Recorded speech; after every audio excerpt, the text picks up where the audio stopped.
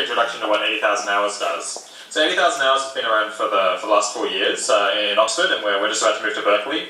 And our goal is to help people find a fulfilling career that does a lot of good. And if you're interested in what we're doing, the main thing you should do is go to our website, 80,000hours.org, 80,000hours.org. And then we've got our career guide, which has all of our key advice on how you can find a job that you really enjoy, that you find very fulfilling, and which helps a lot of people in a big way. We also have reviews of lots of different career paths that you can go down, and analysis of what different problems are most pressing in the world, and where you can have the biggest impact. So basically, our goal is to conduct research that allows people to figure out where they can use their talents to help people as much as possible, and then write up that advice on our website in a way that's easy to act on, so that hopefully we can get tens of thousands, maybe hundreds of thousands of graduates out there working on the most pressing problems in the world, and using methods that actually work and make a big difference. They might think, well, this sounds kind of familiar. I know there's lots of people out there who try to figure out how do you have a large social impact. And that's true, but our advice is a bit different in some respects. We're not always different from what other people say, but I think we're willing to be a bit more. We tend to be a bit more rigorous and willing to think a bit more laterally than some groups.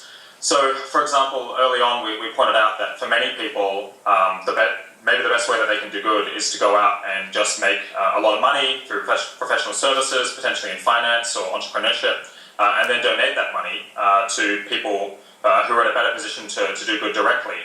Say, working in a charity, or perhaps they could invest it in a business that was doing a lot of good. And we called that earning to give. It got a lot of attention because it was kind of obvious in a way, but not many people had thought about that or gone out and promoted it. In the last few years, we've actually kind of changed our mind and now think that earning to give is not as promising as we originally thought. But we've got information on a whole lot of different career paths that seem like they can be really high impact, including going into politics, engaging in activism and advocacy in general. What are some others? Doing research on the most pressing problems in the world, trying to make real breakthroughs on them, trying to find ways of solving them all at once through some new idea. So I think it's highly worth checking out our website if one of your goals is to do good. So I think the 80,000 Hours Career Guide. I know most of the competitors out there, and I think it's at least if you're someone who's young and reasonably skilled, and one of your goals is to help other people, then I think it's one of the most useful resources out there. Is there anything you'd like me to expand on in particular? Can you give us an example of someone that kind of almost a case study that's used 80,000 hours? Sure. Let's see. So there's a couple of people who we advised early on who are now a few years into their career and are making millions of dollars a year and are donating 80 or 90% of it to causes that they think are really valuable. So that's an example where earning to give has really paid off for those people because their skills were a better fit for going out and making money, and they were able to do that while having careers that didn't harm people, and as a result they're able to fund incredibly valuable projects. And certainly one of the benefits of the earning to give route is money is extremely flexible. So over the course of their career they're going to continue to be able to give away something like $1 million every year. And as more information comes in about where that money can be best used, they can just reallocate it to whatever cause or whatever organization or whatever people they think are doing the most good. There's another case study that we talk about is someone who went into for-profit entrepreneurship, and they chose to produce an app that improves the remittances market. So you might not know this, but intergovernmental aid is about $130 billion a year from rich countries to poor countries. But remittances from people who were born in relatively poor countries but have moved to rich countries to work but send money back to their family and friends is about $500 billion. And fortunately, new technology makes it possible to do remittances for a much lower price than what was previously possible. So if you're, say, a Kenyan migrant who lives in America and wants to send money to your family, if you go to Western Union, they take about 10%. They'll take a 10% cut to send the money back. But Wave, which is the startup that's trying to compete with Western Union and other remittances services, charges only 3%. So if they can get to a really large scale, then that can potentially result or if this business and other similar businesses get to a large scale, then that could potentially result in something in the order of tens of billions of extra dollars going from people in richer countries to poorer countries and fostering their development. I'm trying to think. We have examples of people who've gone into advisory roles in politics and think that they've managed to get pretty substantial policy changes that were very valuable, that improved welfare a lot. Unfortunately, we can't publish or talk about those ones quite so much. But that's been one of the big updates in the last 6 to 12 months, is realizing that people in our situation who go into politics, into research or advisory roles, seem to be able to have or get a lot of traction on their ideas more than we thought before, and so we're now advising more people, I think, to go into party politics or think tanks or special advisory roles. I think we've also had success stories with so some careers take a long time to come to fruition, and one of the paths that we recommend that takes a while perhaps to really succeed is trying to become a grant manager, perhaps either in an international organization like the World Bank, or potentially in an NGO like the Gates Foundation, trying to help them spend their money in more cost-effective ways. And we have two examples of people who started out their careers trying to do a lot of good using this strategy before 80,000 hours existed, who are now managing budgets. One of them is in the tens of millions of dollars a year, and others are the other one's in the hundreds of millions. So really very large sums that they're helping to redirect to projects that they think do more good. So one way in which our advice is perhaps not so common for a charity that's trying to advise people on how to do good is that we often recommend that people often go down a professional route. That in fact, people in politics, people in foundations, professionals who started out in consulting and went and founded their own nonprofits. Often they can do an awful lot of good, even though it looks like what they're doing is, wearing a suit, and that they perhaps don't look like the stereotypical person who's trying to do good, maybe like a doctor or NGO worker on the ground. If you can control large budgets, get significant influence over policy, then you can potentially help thousands, tens of thousands of people through your work in a pretty serious way. And actually, one of the unusual pieces of advice that we offer is we generally recommend people say don't go into medicine if they're trying to help people, because just the evidence is that in rich countries, having extra doctors just doesn't save that many lives. They save something like 5 extra lives over the course of their entire career. And if you wanted to save 5 lives, it seems like you could do that for about $20,000 just by donating to a charity that distributes really basic medicines to people in poverty. So they're not exactly equivalent, but I think a lot of the caring professions are somewhat overrated if you try to quantify how many people they help and how much they help them by. And a lot of the kind of high-powered options in business and the professions and politics are probably underrated. And so we just recommend that people go out and kind of get their hands dirty in those professions. That's awesome. Thank you, Rob. So if today our audience could go and do one thing, what would it be? So we've got a lot of professions here, right? Consultants, accountants, lawyers. Yep, all that kind of stuff. Sure. Okay, so I think there's two main things that you can do. The first is to go and look at our website, put our email in on the homepage, and then we'll send you 9 installments in our career guide, one each week, and you can read through them. We have a lot of advice on how you can do more good through your life, and it can take a little while to absorb, because some of it, there's quite a bit of nuance in these kinds of things. It's possible to go into the same profession and for one person to have a lot more influence than another because they were a bit more strategic, or they chose the right thing to press on, something that was more important. And so it's really valuable having a thorough read of that advice and really trying to internalize how we think about these problems. The second thing that you could do, most of you are going to be in the top 1 or 2% of earners in the world. We've done a lot of research into the literature on earnings and happiness, and for most people in the audience over there, I think earning extra money, the evidence is that it's not going to make you any happier, and it's not going to make you any more fulfilled. You're probably pretty much capped out on that. And so maybe you're not convinced, but if so, just Google income and happiness and 80,000 hours, and you can take a look at our literature review and see if you're sold. It's a pretty long one. But for that reason, I'd really recommend, given that you're among the most privileged, wealthy people, among the happiest people probably in the world as well, I'd really recommend taking the Giving What We Can pledge, which is a pledge to give 10% of your income to the most effective charities that you can find over the course of the rest of your life. I know about 100 people who've done this, and most of them are extremely pleased that they've made this commitment, this public commitment, to do a lot of good through the course of their career with basically almost no personal sacrifice. And we have a lot of research on our website which gives you advice on which charities get the biggest bang for buck. If you're still a student or you're unemployed, then you only give 1%, so that's not a reason not to join. And our estimate is if you're earning just the median graduate salary in a country like the UK or the US, and I imagine it would be pretty similar in New Zealand, if you just follow the Giving What We Can pledge and give to one of the most proven charities, one of the ones that we understand very well what kind of impact it's having, then over the course of your career you would save about 100 lives by preventing children from dying of malaria by distributing bed nets.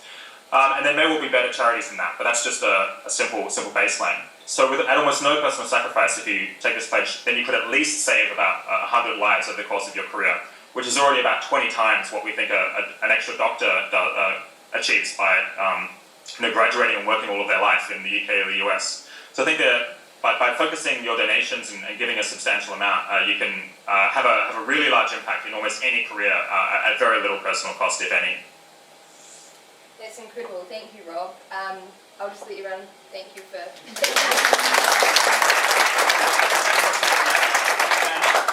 If you want to join, you could put the address up on the board or something. It's givingwhatwecan.org would be the place to go do that. And we've made the sign-up process very easy. It only takes about 30 seconds. And it's all free. It's taking the pledge to give away 10% of your income is completely free. and so is our career guide. Hopefully we'll be able to come over there and do an in-depth workshop with some of you in New Zealand next year. Oh, that'd be amazing. Please do. Awesome. All right, thank you so much, Rob. No worries. Have a great day. Bye, you too.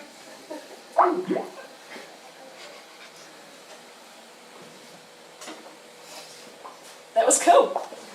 Hi from Boston.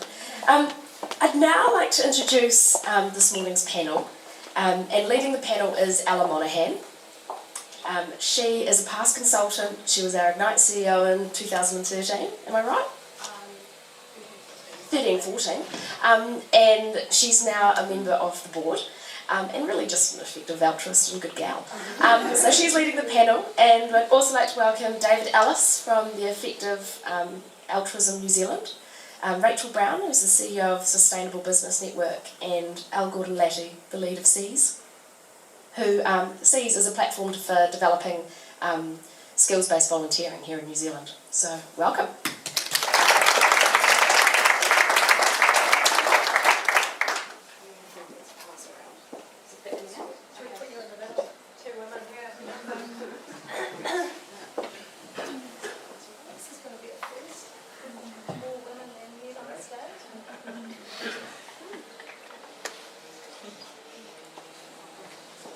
Okay, good morning everybody.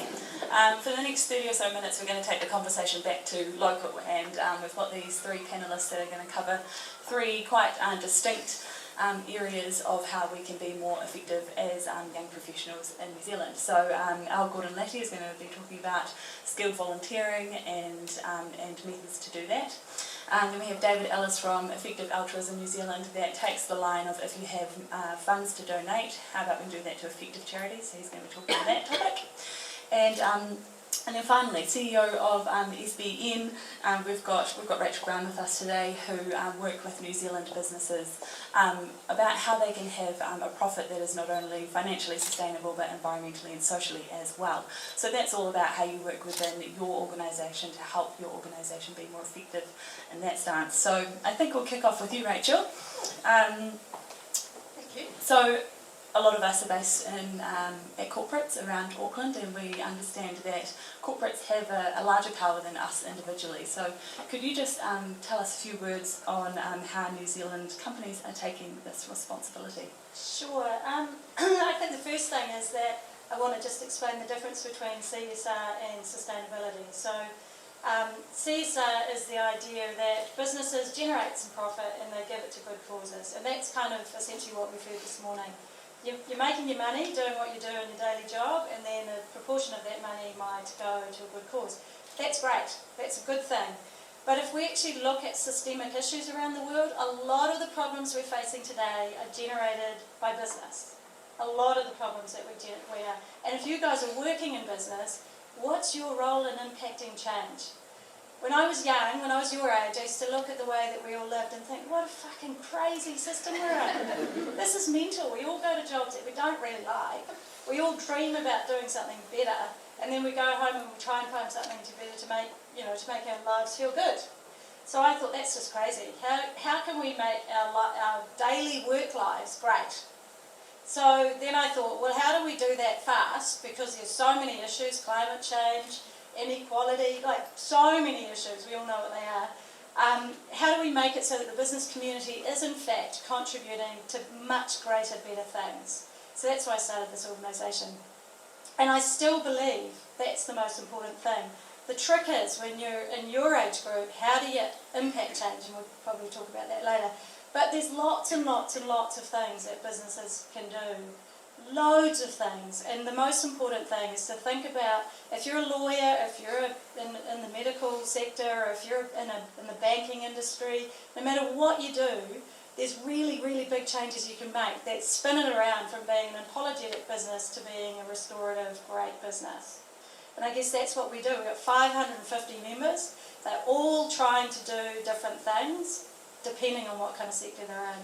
Some of them are doing pretty much what I call lipstick on the gorilla, which doesn't mean they're doing a lot of great stuff. But some of them are really genuinely trying to do impactful change. And if you're looking for a great case study in New Zealand, check out what Air New Zealand are doing now. They're phenomenally moving at a pace and really focusing on stuff that's relevant to their sector, which is great. That's cool. So obviously you're probably working with top level CEOs and change makers within these organisations, but we're all pretty young, pretty early on in our career. So how can we as young professionals start to have an impact upwards in our organisations? Yeah, that's a good question. I was always an activist, so as a young person I was always a little bit grumpy in organisations if I didn't like what they were doing, so I used to tell people. And I think that's really important. What we know is that businesses really want top talent. They want you guys to be in their organisations, and they want you to like being there. So don't underestimate the impact that each one of you can have, no matter how big your organisation is. So there's a couple of things that go on. Sometimes you have a CEO who's desperately trying to affect change, and they can end up with a middle management of inertia who don't really want that change to happen because they've been doing, we talked about this before, they've been doing the same things the same way since they started their career, and they don't really want to change, right? The CEO's seen that the world's changing out there, wants to make some difference, that middle layer is not working. Now you guys, if you're smart enough and brave enough, can work out what's your sphere of influence and how do you get to tell your CEO that you want to help. Because actually it's quite a lonely job up the top there. And they're looking for people who genuinely want to help them if you're in that lucky position. The other thing is, if you don't have an aware CEO and you've got the occasional middle or senior manager who wants to make a difference, find out who they are and go and be buddies with them. Because shit, it's hard. It's really hard to make change in a big organisation, and they look for support. So start looking around in your own organisation for who's starting to make a move. Because those people are fun to work with anyway, and they'll make your day much, much more fun. That sounds great. A few of the people in the crowd I know are looking to move overseas within the next few years and over to London and find a job there. Should we be doing a due diligence on these firms before we sign up? Absolutely. Can you talk about That's really important. I met with one of the very senior guys from Boston Consulting Group the other day, and what he said to me is he finds it really hard to get smart young women in their organisation. That's a culture flaw. But they are trying to find you young, smart women and get them into your organisation because they know you've got tremendous value, but you're not even applying for jobs. And I said to him, it's because you're not doing the right thing. You're not encouraging these women in a way that makes these jobs work. So don't underestimate your power, is what I'm saying. In a nice way, you don't need to be rude, but challenging these folks is really important. So if you're going to go and look for a job overseas, do that thing where you go online and have a look and see if they've got some kind of sustainability commitment, but take that with a grain of salt, because a lot of marketing is done online, and it doesn't necessarily mean they're doing anything at all. Okay, so be cautious about that. But what you can do is start looking to see whether they're actually reporting on any of the stuff that's impacting change. That might give you a bit more of a clue about what they're really doing, but also be a bit sceptical about that too. What you want to do is, if you get to the interview stage, start asking those questions then, and just be really blatant about it. You want to work for an organisation that cares. You don't want to go to work and come home and have to find something else that makes you feel whole and good. You want to be able to do that in your work. So yeah, definitely check it out.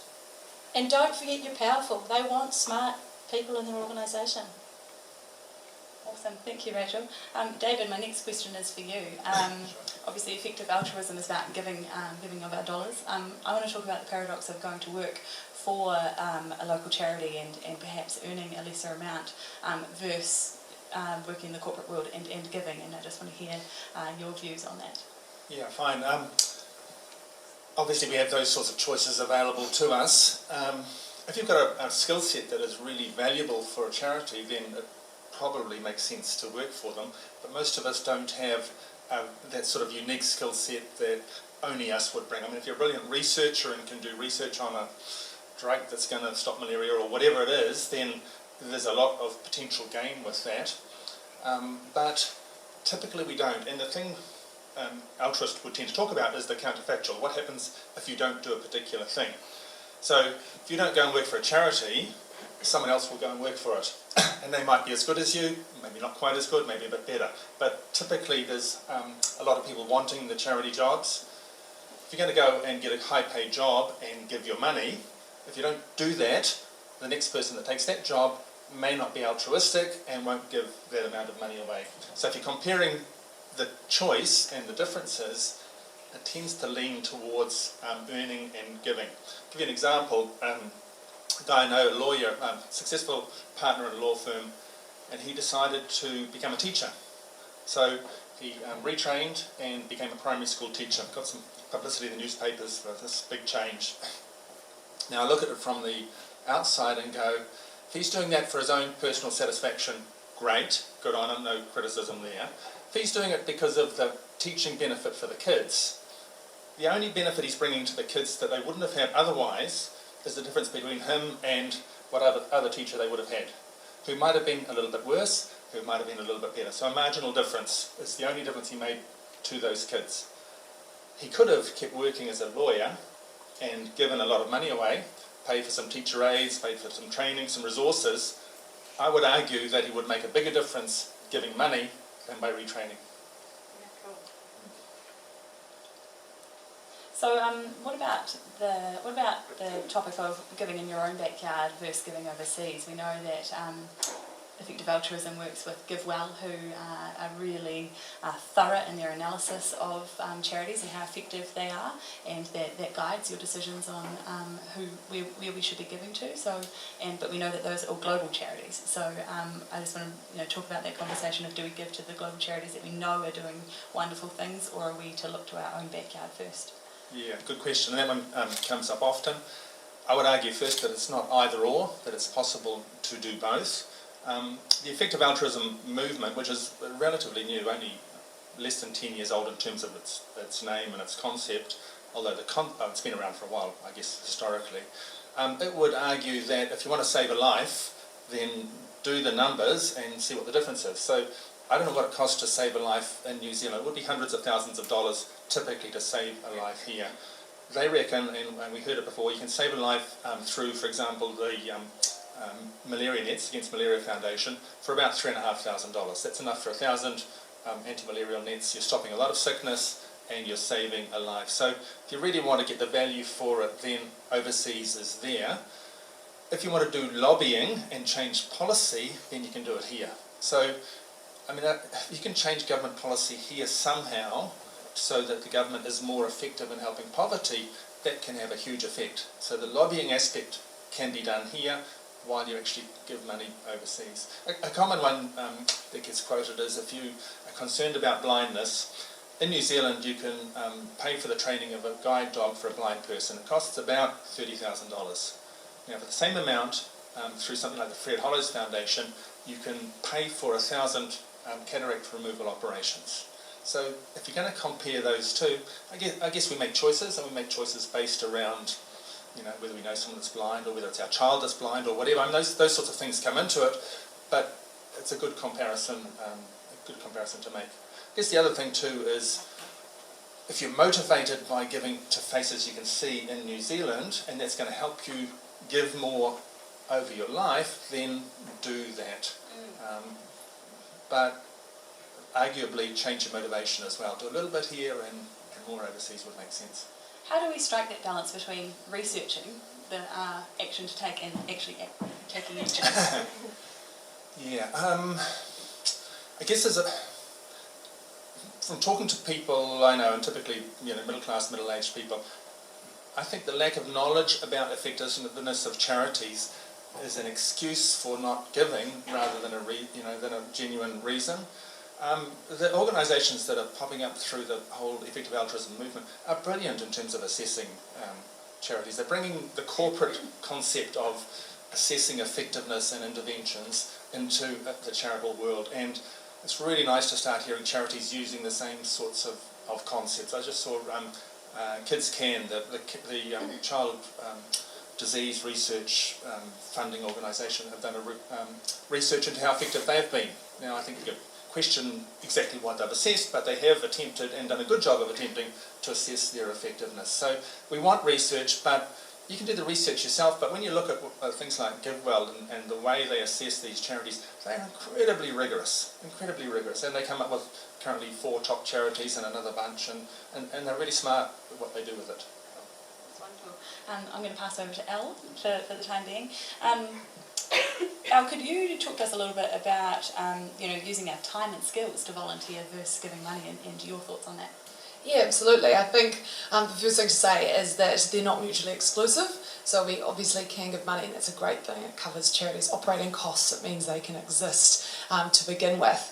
But I think a dollar is a perfect commodity. You can trade it with someone else's dollar. And in that sense as well, there's a lack of traceability. So once a dollar goes out, you don't know where it's going. It could go to pay for a team lunch, it could go to pay someone's salary, or to get great resources for a charity's cause. But it loses a connection between what you're giving and where it goes.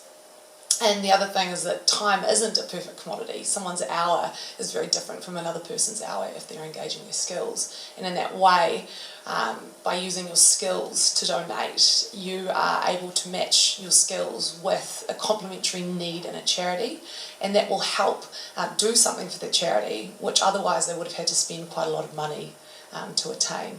So in that sense, I think it's almost more economically efficient in some ways to donate skills on top of that. And as well, in a more selfish way, it really, giving time creates value for us as well. We feel fulfillment. We're fulfilling a deep civic duty that we actually all have in us. And I think, certainly amongst me and my friends, we've all got this kind of corporate guilt around. We had lots of ideals at university, thought we were going to do great things, and now we're working in corporates, and we're kind of not, we're not fulfilling that need. So I think donating skills is definitely going to help do that. Great. Back in the day, people used to join a charity and then stick with them for life, so for the next 50 years, become kind of a life member. Is that model still relevant today? I think we're products of our environment, so we're exist in environments that aren't as stable. So the way that we used to give was largely defined on the fact that we stayed in one community for a lot of our lives, the same church, the same group of people, and so that helped determine the causes that we felt passionate about because we're living around it. But now that we're upwardly mobile, we've got a range of causes now with we have full information of what's going on overseas and kind of issues that are happening over there that we could help. So in that sense, we've got more range. And I think we are all experiencing liquid expectations. So the customer experience expectation in one service is now seeping into completely unrelated services. So we're so used to being able to browse things and have things matched exactly to our profile.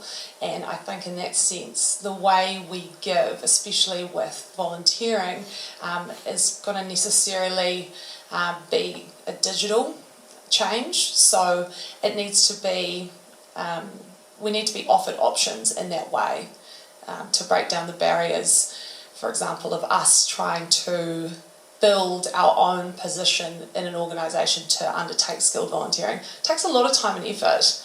You know, you've got people that work in charities that are really short on time and resources themselves. They don't often have the time in the world to make a really efficient process for you to come in and go, hey, I'm a lawyer, I want to help legally some way in your organisation. And it can be a really long process to build a position for you in there. So I think, digital platforms are going to play a real role in it. And also I think corporates need to come to the party. So we've got this need, and by helping us fulfill that in our daily lives somehow, they're going to really benefit from that as well. So we're going to be more engaged employees for them. We're going to stay there longer, and we're going to be able to provide more PR value as well, which is something we referred to before. But if it's genuine, that's a really good thing.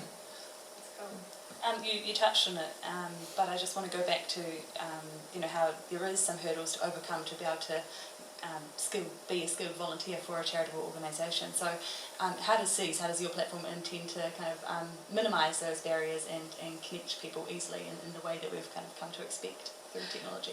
So I've got some great news for everyone, which is that at the moment in New Zealand, we've actually got 3 parties that they're up to prototype versions of tech solutions, apps and platforms that you will be able to use to connect with volunteering opportunities, skilled volunteering opportunities, which is awesome.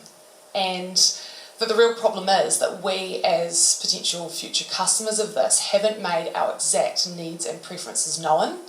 And it's kind of top left-hand corner that you don't develop a product on assumptions about what the customer's needs and preferences are. We need them validated. And what we're lacking is a shared platform to kind of register exactly what our needs and preferences look like. So what C's will do is, through things like a survey that will be pushed out to you guys, we want to gather data about what your needs and preferences are. If there was an app, how would you use it? What functionality do you need to actually engage with it? And it's very typical in New Zealand as well for us to not want to put up our hands and assert what we want, but also what we're developing. So I discovered some great organisations that are trying to achieve the same thing, and they hadn't heard of each other. So we need a central platform so that all actors know about one another and we can join forces, and it means that that platform and that product will get to market faster, and not only that, when it does get to market, it will be fit for purpose so you can start using it straight away. So C's in that sense isn't actually building the technology, but it wants to act as a central node so that all actors can be on one platform. That's fantastic. I want to put it out to the floor. We've only got a few minutes left, so I do have a book to give away that was donated through by the guys at Effective Altruism, and it's written by William McCaskill, and it's about doing good better. So for the first question asker, I have a book to give you. So we've probably got time for 2 questions, then we'll finish it off with a quick fire and we'll be out of here and you can get to your day jobs. So any questions for any of the panellists? Yes, Vic. So you talked about that it can be very effective to work in your normal day job and then donate that money to charities, which is all very good and well. But what about the fact that you might not like your normal day job and you're still having to show up every day? So, what's you guys have what am I trying to say? Yeah, what's your answer to that?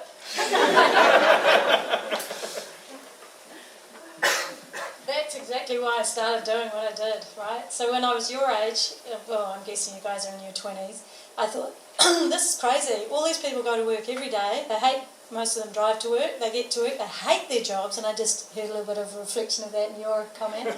And that sucks. But you know what? We don't have to buy into that. You don't have to buy into that. That's your choice, right?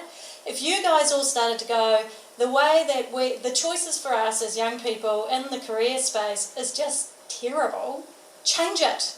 Don't forget you're actually powerful, more powerful than you think. I'm not saying quit your job, but I'm saying go in there and tell people that you want to work in an organisation that gives a shit, and start rocking the organisation, because if you sit there quietly, you and every other mother who works in there is feeling the same. Don't underestimate the fact that there's a lot of disgruntled employees out there, but you're powerful. So I totally encourage you to start rocking the boat and just start being a little bit, in a positive way, excited about what your organisation could be doing. Whether you're a lawyer, whether you're a part of consultancy, just tell them you want to do it differently. Don't settle for what you're doing, because you're going to be in your jobs for bloody 40 years. Honestly, change it. Totally change it. Cool. We've got time for one more question. Okay, well, we've got a quick fire one to round it off, and I think you've already started to answer it, but for people that are leaving here today, really we're just interested in what is the next step for these young professionals to make an impact? What can they start doing today? Right. Well, obviously change what you're doing. But yeah, we've got an organisation you can join. So if your businesses want to get part of this, conversations about how to make change are really important. So as individuals, you can join Sustainable Business Network, and we have this underground conversation that's emerging, which is pretty much doing what you're doing now. How do you make a difference? Or try and get your organisation to join and come along and participate, because there's so much cool stuff happening. If you're in an organisation where they're doing nothing, you're in the wrong place, or start changing the place you're in. For me, go to 80,000 hours there, and also go to our website, effectivealtruism.nz. We've got a free giveaway of that book, so you don't have to ask a question, just give us your name and address, and we'll send you a copy. It's a brilliant book, it really is. Read that, it's really nicely written, and it covers a whole bunch of this stuff. It is worth investing the time into reading it. So we've got a couple of hundred copies we bought to give away, so go for that. I think from my perspective, just start talking to each other. We all have this desire in us, well, a lot of us do, and if we're not talking about it, we don't recognise that we're all feeling the same way, and if we all realise that we're feeling the same way, then we can actually do something about it. Kiwis are so bad at talking about this, and especially because we live in such a privileged world, sometimes we'll be at drinks or doing something fabulous, it seems like a bit of a downer to be talking about, I'm really, really concerned about the homeless situation in Auckland, but we really need to assert what the change that we want to see in the world, and also to think deeply about the values you want our society to display, and then go searching for other people that feel the same, that are already doing things, because even though probably the most effective way is to weave this kind of thing into your career, but if you can, in the short term, kind of supplement that by doing things outside of your career, that actually empowers you even more to demand things from your employer, because you can see what's possible. And Kiwis, I think, are also very I know I've got an idea, I'm just going to do it, instead of looking around and going, who else is doing this at the moment that I can jump on the bandwagon with and not reinvent the wheel. Cool. Rachel, David and Ella, thank you so much for joining us this morning. We really appreciate it. Could you guys join with me in giving them a round of applause?